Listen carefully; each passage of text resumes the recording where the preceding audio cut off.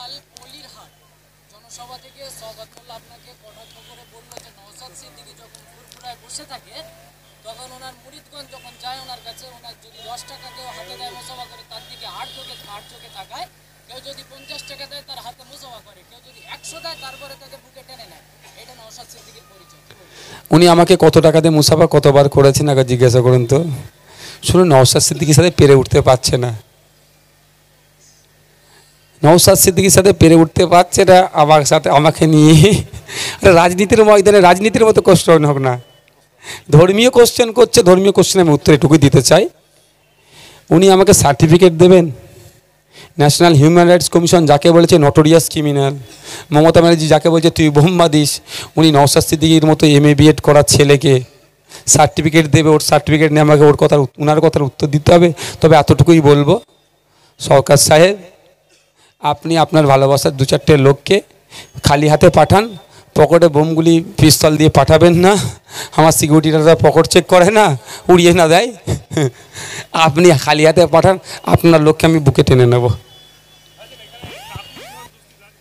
আর একটা কথা, 10 টাকা 15 টাকা 20 টাকাটা বড় কথা নয়। আমি ভোটের জন্য ব্যস্ততার জন্য সবটা গুনে উঠতে পারিনি। তবে আমার ভালোবাসার ভাইয়েরা ফাল্গুন মাসের 21, 22, 23 3 দিন আমি এমনি বসি না, স্বাভাবিকভাবে ইচ্ছাকৃতভাবে এদেরকে আরও রাগানোর জন্য আমি বসছি। আপনারা দেখেছেন আমি গদিতে বসতে, আমরা ইচ্ছাকৃতভাবে যেখান থেকে আমরা জেলে দিয়েছি তারপরের বছর থেকে আমি বসছি কন্টিনিউ। তো ইচ্ছাকৃতভাবে বসছি।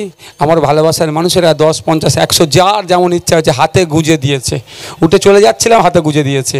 কত টাকা দিয়েছে ভোটের ব্যস্ততার জন্য গুণে এখনও শেষ করতে পারেনি, সেটা গুণে শেষ করে বলবো। এবং ওই টাকাটা কোথায় খরচ করছি, ভালোবাসার মানুষের দেওয়া টাকা কোন জায়গায় খরচ করছি সেটাও বলবো। হয়তো শওকত মোল্লা সাহেবকে ওই দিনেরকে স্পেশাল ঘুমের ওষুধ খেয়ে ঘুমোতে হবে ওই রাত্রাতে শুনলে।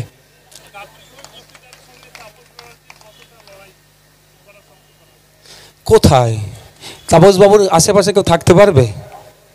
তাপসবাবুর ক্লিন চিট কোনো জায়গায় নেই। ওই নারদার টাকা নিয়ে থ্যাংক ইউ বলতেও দেখা যায়নি, জল পানি খেয়ে যাবেন বলতেও দেখা যায়নি, ট্রেনে নিয়ে এরকম ঢুকাতে দেখা যায়নি। বা CA এর বিলের সময় তাপসবাবু পার্লামেন্টে ছিলেন না। কৃষকদের বিরুদ্ধে যখন বিল পাস হচ্ছিল তখন তাপসবাবু পার্লামেন্টে ছিল না। তালাকের বিরুদ্ধে যখন বিল পাস হচ্ছিল তাপসবাবু পার্লামেন্টে ছিল না। সেই সময় যারা পার্লামেন্টে ছিলেন কাকলিদি তখন বরঞ্চ বিরোধিতা করেনি, বিজেপিকে সহযোগিতা করেছে। এটা বাংলার মানুষ জানে, বারাসাতের মানুষ জানে, এর জবাবটা দেবে। Thank you. পঞ্চায়েতের সময় অফিসিয়ালি জোট হয়নি, বুথ স্তরে কিছু কিছু জায়গায় জোট হয়েছিল।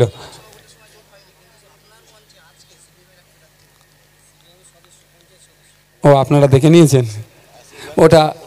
ওটা ইনি বলবেন না, ওটা আপনি বলুন। ওটা হচ্ছে উনি CPM-এর এখানে জেতা মেম্বার, অনেক দিন আগে ISF-এ জয়েন করেছে। শুধু তাই নয়, গত কিছুদিন আগে আপনারা দেখেছেন উত্তর খিলকাপুরের CPM-এর যিনি জেলা ক্যান্ডিডেট ছিলেন তিনিও জয়েন করেছেন। আমরা এগুলো বেশি প্রচারে আনি না। ISF-এর প্রতিদিন জয়েনিং হচ্ছে, এ দেখাতে শুরু করলে শুধু জয়েনিংয়ের জন্য আমাদের ডেট করতে হবে। আমি উত্তরসীমার জেলা প্রেসিডেন্ট, আমি প্রার্থী না।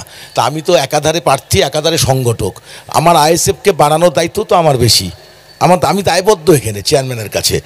প্রার্থী হওয়া আমার জয়টা বড় কথা নয়, আমার পার্টিকে আমি শক্তিশালী করব, 7টা বিধানসভায় নিজের পায়ে দাঁড় করাবো, এই দায়িত্ব পার্টি আমাকে দিয়েছে এই জেলায়।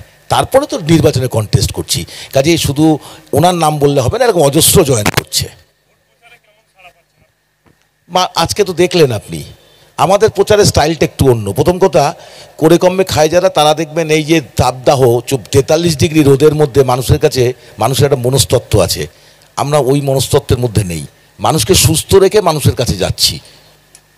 প্রচার আছে, মানুষ আছে, ভয় ভীতি কারণে মানুষ প্রকাশ্যে নামছে না। তার মধ্যেও আজকে ভাইজান তো বললেন কিভাবে মানুষ জনসমাবেশ হচ্ছে। অবশ্যই তার প্রস্তুতি নিচ্ছি আমরা। এগুলো তো দেখুন প্রকাশ্যে বলা যায় না ফোরামে। ভোটের রিগিং বুথ ছাপ্পা আটকানোর দায়িত্ব আমাদের থেকে বেশি ECI-এর। ECI যখন প্রেস কনফারেন্স করে অনেক কথা বলেছেন, মিষ্টি অনেক লেগেছে। আমি পার্টি একটা রাজনৈতিক দল হিসেবে আমার গায়েও কিছু লেগেছে। মিষ্টি যেমন লেগেছে, আমরা একটা রাজনৈতিক দল চালাই, আমারও গায়েও লেগেছে।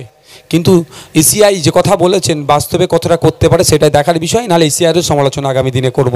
তো আমি আশা করব ECI ফার্স্ট ফেজের ইলেকশনটাকে দেখে শিক্ষা নেবে, শান্তিপূর্ণভাবে ভোট হবে, মানুষের ভোটদানের যে স্বাধীনতা আছে সেটা সম্পূর্ণভাবেই নির্বিঘ্নে ভোট দিতে পারবে তার ব্যবস্থা করবে।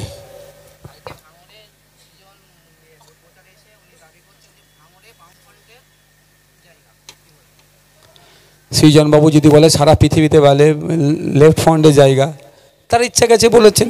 সৃজনবাবু যদি বলে যাদবপুর বিধানসভাটা বামফ্রন্টের জায়গা, তা তিনার ইচ্ছাতে তিনি বলতে পারেন। আমি যদি বলি সারা পশ্চিমবাংলার আইএসএফ ছেয়ে গিয়েছে, আইএসএফ ছাড়া কিছু নেই, তো আমি দিনের শেষে কি হচ্ছে, 4টা জন কথা বলবে।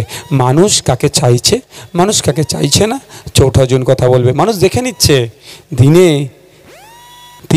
দিনে আপনার কংগ্রেস, দিনে সিপিএম, রাত্রিরে তৃণমূল, বিজেপি, আরএসএস। এর জবাব মানুষ দেবে।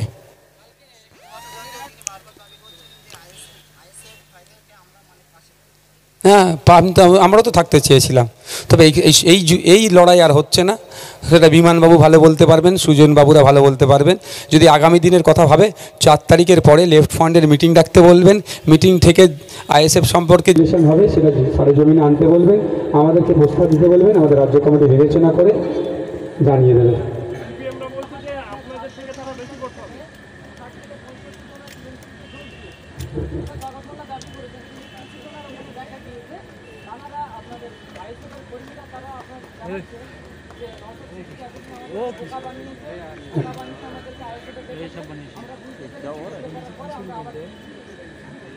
আচ্ছা ভাই, যে ভাইরা আমার গিয়েছে, সে একটা গল্প আছে জানেন, একটা কুমির বাচ্চাকে 7 বার দেখানো, সে হচ্ছে না তো 1 নম্বর কথা। দ্বিতীয় কথা বলছি, শুধু বলছে জয়নিং বলছে।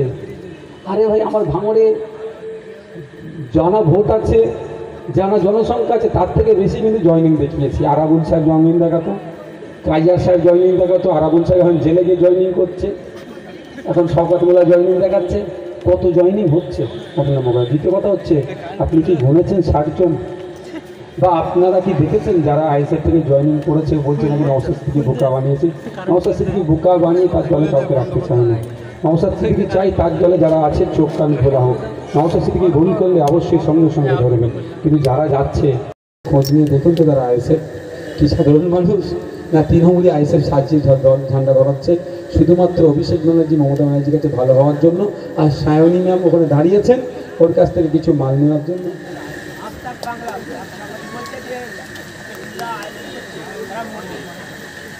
আমার কাছে এই ধরনের কোনো খবর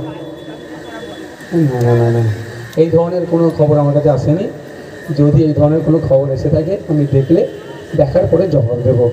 আইএসএফটা মুসলমানদের দল নয়, হিন্দুদের দল নয়, দলিতদের দল নয়, আদিবাসীদের দল নয়। আইএসএফটা হচ্ছে বঞ্চিত মানুষের দল। এবার বঞ্চিত মানুষের মধ্যে হিন্দু আছে, মুসলমান আছে, দলিত আছে, ব্রাহ্মণও আছে, চ্যাটার্জি আছে, সিদ্দিকী আছে, চৌধুরীও আছে, শেখও আছে, সৈয়দ আছে। বঞ্চিত মানুষের দল। শেষ কোশ্চেন এটা।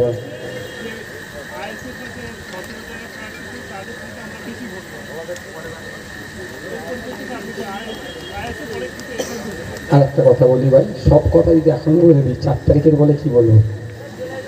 4 জুন মাসের 4 তারিখে সন্ধ্যার পরে আমি যদি প্রেস কনফারেন্স করবো আশা করছি, তখন আপনাদেরকে ডাকবো, অথবা আপনারা আমাকে ফোনও নেবেন, কল করেন তো মাঝে মধ্যে, যে ভাইজান বলেই আমাকে বেশি ডাকেন, ভাইজান এই বিষয়ে আপনার মন্তব্য কী, আপনারা তখন ফোন করে মন্তব্যটাকে মিলিয়ে নেবেন। শুধু আমি একটা তথ্য দেবো, রাজারহাট নিউ টাউনের তথ্য দেব। 2019 সালে রাজারহাট নিউ টাউন থেকে লোকসভার নিরিখে এই বিধানসভা থেকে যে ভোট পেয়েছিলেন সিংহ চিহ্নের পক্ষে থেকে, 2021 সালে আইএসএফের হাত ধরার ফলে ওই ভোট বেড়েছে কি কমেছে একটু দেখে নেবেন। এতটুকু তথ্য দিলাম। ধন্যবাদ।